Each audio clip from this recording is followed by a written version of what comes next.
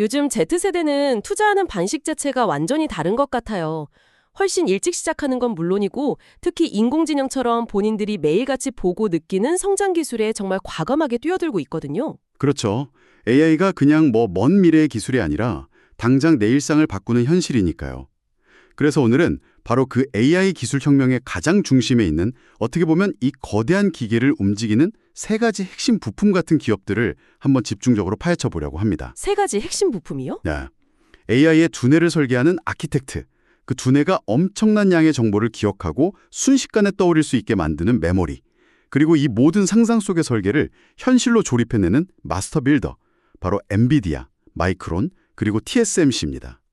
이 세 회사가 어떻게 서로 얽혀서 AI라는 거대한 생태계를 만들어내고 있는지, 그 안에서 어떤 기회가 있는지 한번 들여다보겠습니다. 좋습니다. 그럼 먼저 이 모든 흐름을 주도하고 있는 새로운 투자 세대, Z세대 이야기부터 시작해보죠. 자료를 보니까 Z세대 10명 중 3명이 대학생이거나 사회초년생일 때 이미 투자를 시작했더라고요. 밀레니얼 세대의 거의 2배, X세대의 3배가 넘는 수치예요. 바로 그 지점이 핵심입니다. 왜 이들이 이렇게 빨리 그리고 AI 같은 기술주에 집중할까요? 이들은 태어날 때부터 스마트폰을 손에 쥔 디지털 네이티브 세대거든요. 우리 세대가 컴퓨터를 배웠다면 이들은 그냥 숨쉬듯이 쓰는 거죠. AI 챗봇이랑 농담 따먹기를 하고 AI로 그림을 그리고 AI가 추천해주는 음악을 듣는 게 너무나 자연스러운 일상이라는 겁니다. 아, 그러니까 본인들이 직접 매일같이 경험하고 이건 진짜 세상을 바꾸겠다고 느끼는 기술에 투자하는 게 이들에게는 지극히 직관적이고 당연한 선택이 되는 거군요. 정확합니다.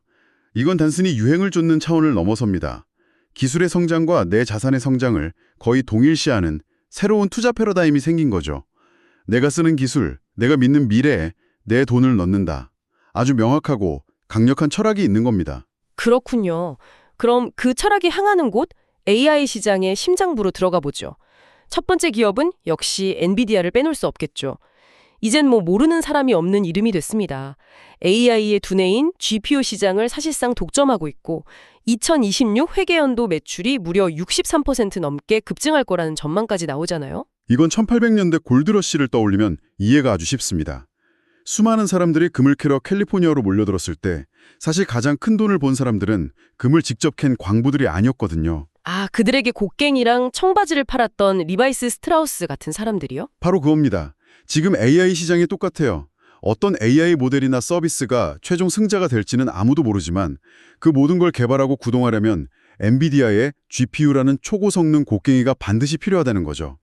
엔비디아는 지금 AI 시대의 모든 광부에게 곡괭이를 독점 공급하는 회사인 셈입니다. 그런데 그 곡괭이가 그냥 쇠로 만든 곡괭이가 아니라는 거잖아요. 다른 회사들이 쉽게 따라 만들 수 없는 무언가가 있는 거죠. 그게 흔히 말하는 기술적 해자 일텐데 엔비디아의 해자는 구체적으로 뭔가요? 아주 좋은 질문입니다. 많은 사람들이 단순히 하드웨어 성능이라고 생각하지만 진짜 무서운 해자는 바로 CUDA라는 소프트웨어 생태계입니다.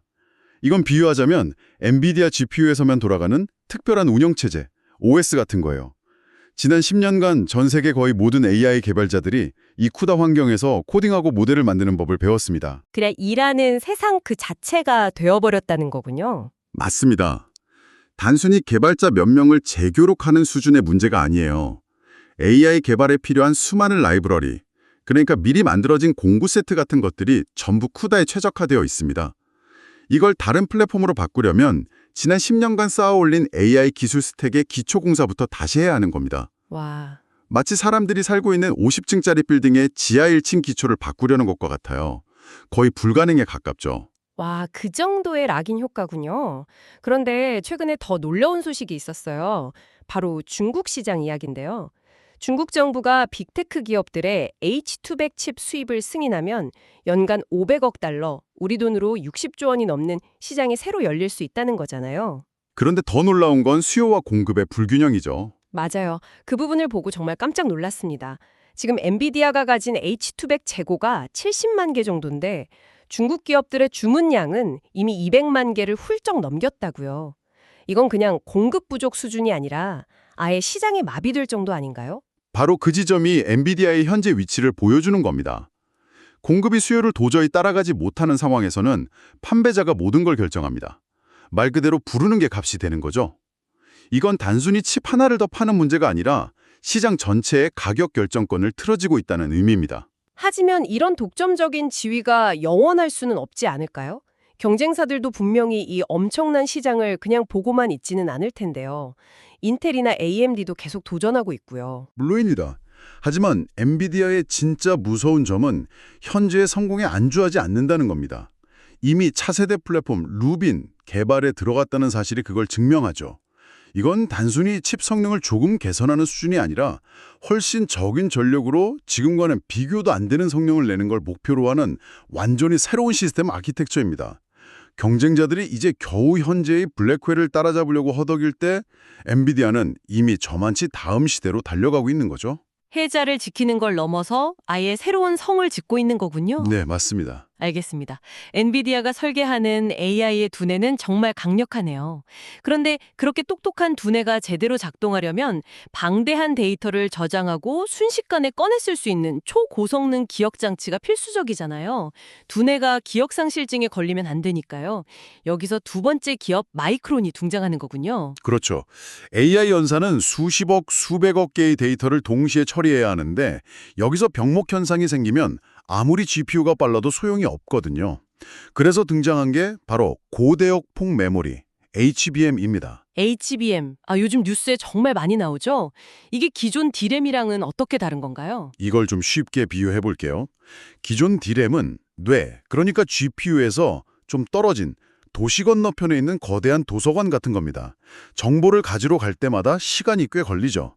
하지만 HBM은 그 도서관의 책들을 전부 빼서 뇌 바로 옆 사무실에 바닥부터 천장까지 빽빽하게 쌓아놓은 서재 같은 거예요. 와, 비유가 정말 확 와닿네요. 정보에 접근하는 속도 자체가 차원이 다르겠군요. 맞습니다. 데이터 이동 거리를 거의 제로에 가깝게 줄여서 AI 연산 효율을 폭발적으로 높이는 거죠. AI 시대가 열리면서 완전히 새로운 프리미엄 메모리 시장이 탄생한 겁니다. 마이크론의 HBM이 2020년 물량까지 사실상 완탄되었다는 소식이 현재 시장 상황을 가장 잘 보여주는 증거죠. 그런데 이 HBM 시장은 SK 하이닉스, 삼성전자, 그리고 마이크론 이 세 회사가 전 세계 공급의 90% 이상을 차지하는 사실상 과점 시장이라고 들었습니다. 네, 그게 또 중요한 포인트입니다. 이런 시장 구조에서는 수요가 폭발할 때 공급자들이 엄청난 가격 결정력을 갖게 됩니다. 최근 메모리 가격이 급등하는 이유가 바로 여기에 있죠. 만들기가 무섭게 팔려나가는데 공급자는 딱 세 곳뿐이니까요. 아까 이야기했던 Z세대 투자자 입장에서 보면 이런 구조가 굉장히 매력적으로 보일 것 같아요. AI라는 거대한 트렌드의 필수적인 부품인데 공급자는 소수고 수요는 폭발적이다. 아주 명확한 투자 논리잖아요. 그렇죠. 아주 직관적인 스토리죠. 다만 메모리 시장은 역사적으로 호황과 불황을 반복하는 사이클 산업이라는 점도 고려해야 합니다. 하지만 많은 전문가들이 이번 AI 발수요는 과거의 일시적인 붐과는 다른 구조적인 변화, 즉 뉴노멀이 될 거라고 보고 있습니다. 마이크론이 미국의 2천억 달러, 우리 돈으로 270조 원이 넘는 천문학적인 돈을 쏟아붓고 대만 공장까지 인수하는 공격적인 투자를 하는 것도 바로 그런 확신에 기반한 거대한 베팅인 거죠. 270조 원이라니 정말 숫자의 스케일이 다르네요. 이건 단순히 공장을 더 짓는 걸 넘어서 미래 AI 시대의 메모리 패권을 잡겠다는 선전포고처럼 들립니다. 맞습니다.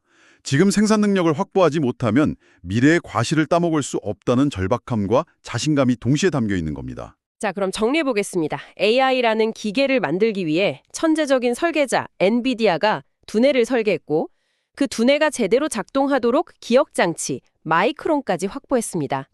그런데 이 설계도들이 정말 대단하긴 한데 이걸 실제로 만들어내는 건 또 다른 차원의 문제잖아요. 나노미터 단위의 눈에 보이지도 않는 회로를 수억 개씩 새겨 넣는다는 게 거의 마법처럼 들리거든요. 이 불가능해 보이는 일을 해내는 곳이 바로 세 번째 기업, TSMC인 거죠. 그렇습니다. TSMC야말로 궁극적인 곡괭이 판매 전략의 정점에 있는 기업입니다. 엔비디아의 비유를 다시 가져와 보죠. 엔비디아가 AI 광부들에게 최첨단 곡괭이를 판다면 TSMC는 그 마법 같은 곡괭이를 만들 수 있는 전 세계 유일의 대장간을 소유한 주인인 셈입니다. 유일한 대장간이라는 표현이 인상적이네요. 엔비디아의 경쟁사인 AMD나 인텔의 칩도 결국 TSMC가 만들어주는 경우가 많으니까요. 바로 그겁니다. TSMC는 엔비디아의 칩을 만들어줍니다. 동시에 애플의 아이폰 칩, 퀄컴의 스냅드래곤, AMD의 AI 칩도 다 만들어주죠.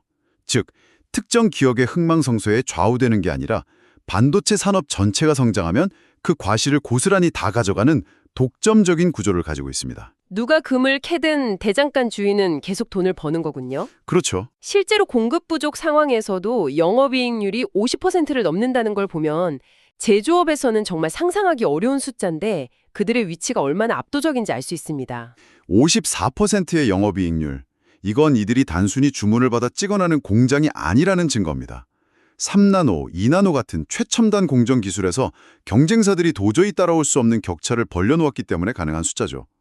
이 기술적 리더십이 바로 TSMC의 가격 결정권이고 대체 불가능한 존재 이유입니다. 특히 AI 가속기 칩 누출이 2029년까지 연평균 50% 중후반대로 성장할 거라는 전망을 보면 TSMC가 이 AI 혁명의 가장 큰 수혜자가 될 수도 있겠다는 생각이 드네요. 그렇죠. TSMC는 가장 돈이 되는 최첨단 AI 칩 시장을 선점하기 위해 생산 능력을 공격적으로 확장하고 있습니다.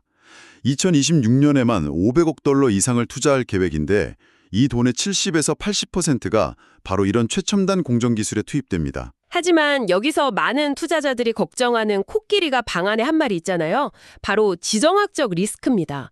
이토록 중요한 생산시설이 대부분 대만에 집중되어 있다는 점은 큰 불안 요소가 될 수밖에 없는데요. 그건 TSMC도 그리고 그들의 가장 큰 고객인 미국 기업들도 아주 잘 알고 있는 문제입니다.